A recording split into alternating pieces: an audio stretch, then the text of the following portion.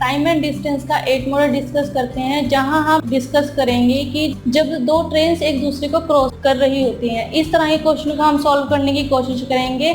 इसको सॉल्व करने के लिए सबसे पहले जानते हैं कि हमारे पास इससे रिलेटेड इक्वेशंस क्या हैं। तो इसमें भी हमारे पास दो पॉसिबल केस है। फर्स्ट केस है when two trains of length L1 and L2 are running in opposite direction at speed S1 and S2 respectively, then S1 plus S2 is equal to L1 plus L2 divide by T।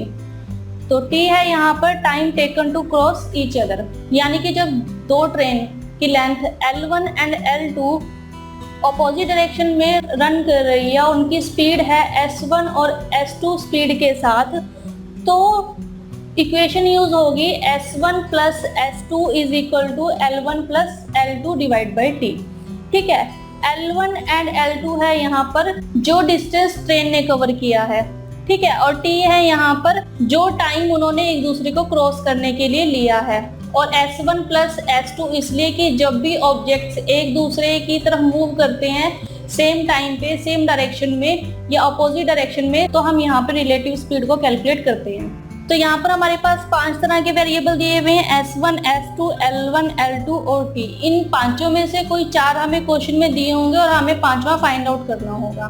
ठीक है, तो हम इस equation की help से उस 5th को भी फाइंड आउट कर सकते हैं। और हमें पता है कि जो स्पीड होती है वो होता है डिस्टेंस अपॉन टाइम। ऐसे ही सेकेंड केस है यहाँ पे कि when two trains of length L1 and L2 are running in same direction at speed S1 and S2 respectively, S1 greater than S2, then S1 minus S2 is equal to L1 plus L2 divide by T।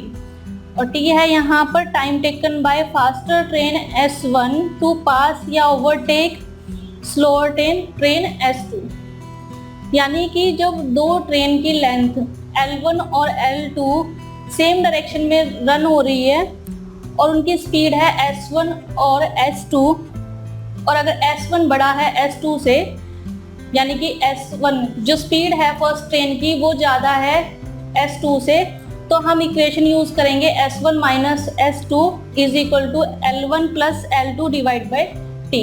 T है यहाँ पर जो faster train ने time लिया है slower train को overtake या पास कर देगा। तो हम इन दोनों इक्वेशन का यूज कर सकते हैं जब ट्रेन अपोजिट डायरेक्शन में या सेम डायरेक्शन में रनिंग कर रही हो, मूव कर रही हो, तो हम इन दोनों इक्वेशन का यूज करेंगे। जब अपोजिट डायरेक्शन में होगी तो S1 plus S2 is equal to L1 plus L2 divide by T, और जब सेम डायरेक्शन में होंगी तो S1 minus S2 is equal to L1 plus L2 divide by T। तो इन पांचों वेरिएबल में से कोई 4 वेरिएबल हमें दिए होंगे और हमने एक वेरिएबल को फाइंड आउट करना है। तो हम जो भी हमें वेरिएबल की वैल्यू दी हुई है हम उसे सही जगह पर पुट करके जो भी रिक्वायर्ड आंसर है उसे फाइंड आउट कर सकते हैं। रिक्वायर्ड आंसर को फाइंड आउट करने से पहले ध्यान रहे कि हमने दोनों साइड को इक्वल करना है, यानी कि या तो दोनों साइड किलोमीटर पर आवर में हो या फिर मीटर पर सेकंड में हो। एक और स्पेशल केस है यहाँ पर कि जब एक ट्रेन मूव कर रही हो और दूसरी ट्रेन स्टेशनरी ट्रेन हो,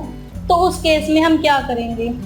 जब एक ट्रेन मूव कर रही है तो मानो उसकी लेंथ है L1, ठीक है, और उसकी स्पीड है S1, और ऐसे ही जो स्टेशनरी ट्रेन है उसकी लेंथ है L2 और जो उसकी स्पीड है वो 0 होगी क्योंकि वो स्टेशनरी ट्रेन है, वो मूव नहीं कर रही है। तो इस केस में हम इक्वेशन यूज करेंगे S1 प्लस 0, क्योंकि सेकेंड ट्रेन है स्टेशनरी ट्रेन, तो S2 0 is equal to L1 plus L2 divide by T। और सेम डायरेक्शन के केस में जो स्टेशनरी ट्रेन है S1 minus 0 is equal to L1 plus L2 divide by T। तो अब ये जो ट्रेन की स्पीड पर डिपेंड करता है और जो भी हमें वहाँ पे वैल्यू दी होगी हम उसे सब्स्टिट्यूट करेंगे और फाइनल आंसर को यहाँ से फाइंड आउट कर लेंगे। इससे रिलेटेड एक एग्जांपल करके देखते हैं।